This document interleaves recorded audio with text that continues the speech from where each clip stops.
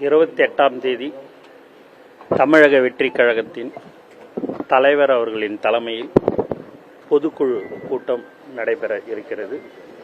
முதல் பொதுக்குழு கூட்டம். அதில் பொதுக்குழு மற்றும் செயற்குழு உறுப்பினர்கள் கலந்து கொள்ள இருக்கிறார்கள்.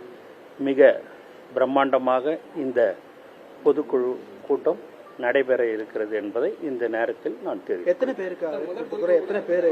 அது உங்களுக்கு பிரஸ் ரிலீஸ் எவ்வளவு பேர் என்னன்றதெல்லாம் உங்களுக்கு பிரஸ் ரிலீஸாவே தனியாகவே கொடுத்துட்றேன். பட் பொதுக்குழு செயற்குழு உறுப்பினர்கள் கண்டிப்பாக இதில் கலந்து கொள்ளும்.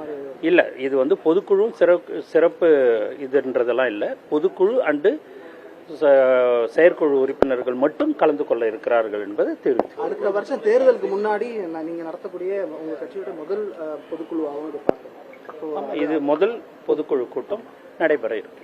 சார், அந்த மதுபானத்துக்கு எதிராக ஏன் தாவேக போராடல சார்? அறிக்கை மட்டும் வெளியிட்டு இருந்தோம். ஆனா போராட்டவங்களே விமர்சனம் பண்றோம் இல்லையா? அண்ணாமலை உங்களுக்கு எதிராக பேசியிருக்காரு. நீங்க கொடுத்த அறிக்கைக்கு கடுமையா நான் நாடகம் பண்ணல, நான் களத்துல நின்று போராடுறேன். யாரு எதை ஒன்னாலும் சொல்லட்டும். எங்களுடைய தளபதியுடைய வழியில் தளபதியுடைய அறிவுறுத்தலின்படி மக்கள் சேவை செய்வதுதான் எங்களுடைய நோக்கம். மற்றவர்களுக்கு நாங்கள் பதில் சொல்ல வேண்டியதோ இதுக்கெல்லாம் பதில் சொல்லிக்கலாம் நம்ம இருக்க வேண்டிய அவசியம். தமிழகத்தில் சட்டம் ஒழுங்கு எப்படி சார் இருக்கு? நேற்று ஒரே நாள் 5 கொலை நடந்திருக்கு.